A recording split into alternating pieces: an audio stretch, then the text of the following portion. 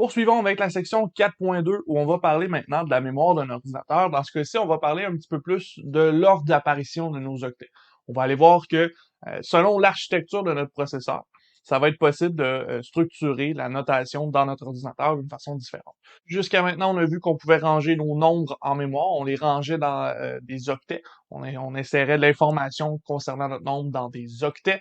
Et ces octets-là représentaient là, les plus petites taille pour notre mémoire en ordinateur. Donc, si on avait une unité de taille, on aurait un octet, et cette unité de taille-là va faire référence à l'unité atomique dans notre ordinateur. Ce que ça veut dire tout simplement ici, là, c'est que c'est la plus petite valeur ou le plus petit espace qu'on pourrait utiliser pour ranger en mémoire de l'information.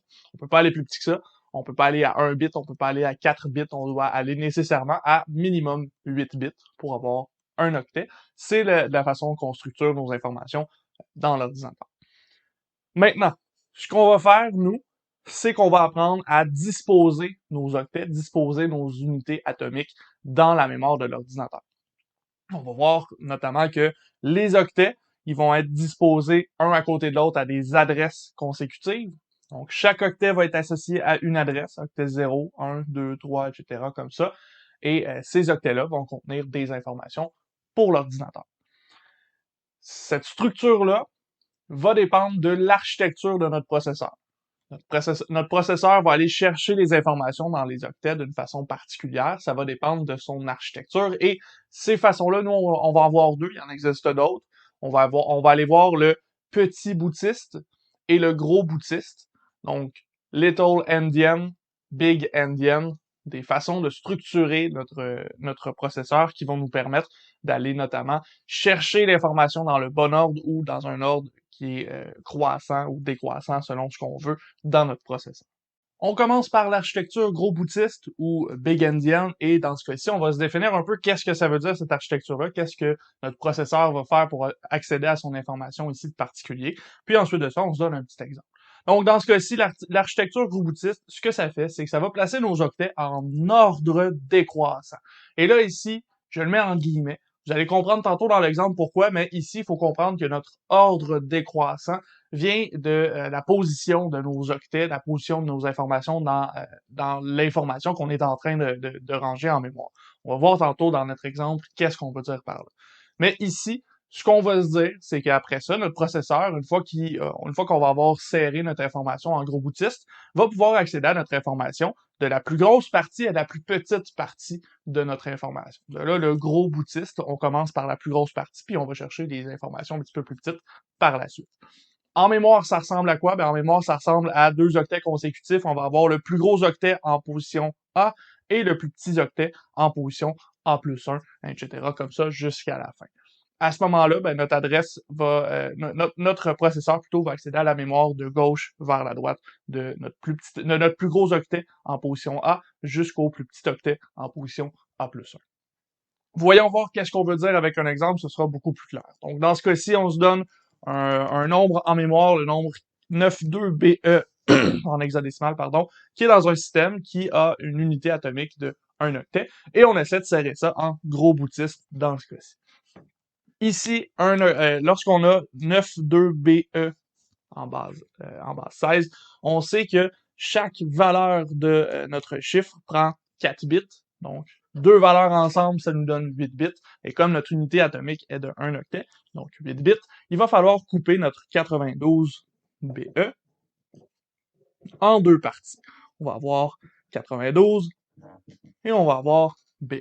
Donc ici, 92 va occuper un octet, BE va occuper un autre octet, et en mémoire, ce qu'on va obtenir, si on a dit qu'on devait partir par la plus grosse partie en ordre décroissant, ce serait de partir par le gros bout ici, le 92, et se rendre vers le BE par la suite. Donc en mémoire, on va avoir un octet qui contient 92, et on va avoir un autre octet qui contient BE. Donc les adresses, dans ce cas-ci, supposons qu'on commence à 0, ce seront 0 et 1, et nous, on va lire comme ça notre nombre en mémoire. Notre processeur va aller chercher le 92 en premier, puis ensuite, il va aller chercher le BE qui suit après ça. Lorsqu'on va travailler en petit boutiste plutôt, on va se rendre compte que c'est l'inverse. On va plutôt aller chercher le BE en premier, puis le 92 en deuxième. C'est ça la grosse différence entre les deux.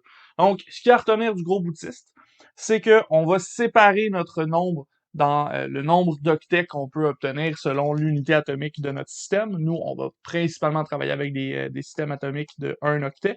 Et à ce moment-là, ben, lorsqu'on structure notre chiffre, on part de la gauche vers la droite pour rentrer nos informations dans les octets. Ça, c'est la méthode qui est la plus intuitive. C'est comme ça qu'on a appris à écrire nos nombres de façon générale. Donc, à partir de ça, on va construire maintenant le petit boutiste qui va être l'inverse de ce qu'on vient de se donner. Maintenant, l'architecture du petit boutiste, on vient de faire le gros boutiste, on sait déjà à quoi ça devrait ressembler. Dans ce cas-ci, le petit boutiste va encore une fois placer en mémoire les octets dans un ordre, mais cette fois-ci, ça en ordre croissant, donc de la plus petite partie à la plus grosse partie, et on va pouvoir lire l'information du plus petit au plus gros, encore une fois, dans des adresses consécutives. On refait le même exemple, mais cette fois-ci, on est en petit boutiste. On va voir la différence. Ça va être très évident et on devrait très facilement saisir qu'est-ce qui se passe lorsqu'on parle de l'architecture en petit boutiste ou en gros boutiste. Donc, à ce moment-ci, on a encore 92 BE en hexadécimal. Et ici, on travaille encore dans un système qui a une unité atomique de 1 octet.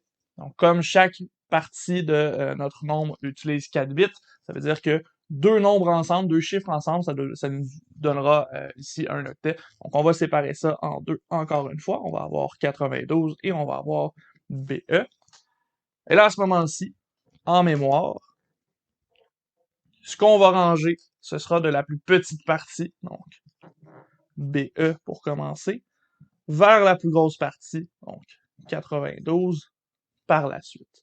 Ici, nos adresses. On aurait encore des adresses consécutives qu'on lit dans ce sens-ci.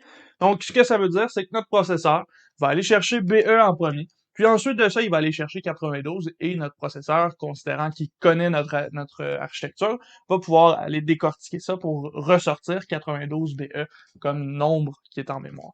Donc, ça ici, c'est la différence qui est entre les deux. Lorsqu'on est en gros boutiste, on va partir du 92 vers le BE, et lorsqu'on est en petit boutiste, on part du BE vers le 92. Donc, ça revient à parler du sens dans lequel on va lire notre nombre. Est-ce qu'on lit de gauche à droite ou de droite à gauche? C'est comme ça que notre ordinateur comprend dans son architecture. Donc, avec ça ici, on a fait le tour. On n'ira pas plus loin que ça dans les architectures, dans les types d'architecture pour ranger la mémoire, ranger l'information en mémoire. Il existe d'autres types d'architecture. On a notamment le biboutiste, où on va utiliser autant le petit que le gros, et on va avoir aussi le middle endian, le mi-boutiste, qui va revenir aussi, qui pourrait arriver aussi, mais nous, on parle pas de ça, on s'arrête au petit et au gros boutiste, et on n'ira pas plus en profondeur que ça là-dedans, on va pas plus loin que ça avec notre architecture, donc vous pouvez faire des exercices là-dessus, vous pratiquez à structurer de l'information en mémoire, mais nous, on va pas plus loin que ça ici. Sur ce, on va arrêter. On se retrouve dans une prochaine vidéo avec la section 4.3 où là, on va commencer à parler de limites de précision, limites avec la structure de notre mémoire. On va voir qu'il y a des erreurs qui peuvent être commises selon la structure de notre mémoire et on peut voir que certaines erreurs sont dramatiques en informatique. On peut perdre des vies humaines avec certains codes. Donc, on va parler de ça dans une prochaine section, la section 4.3.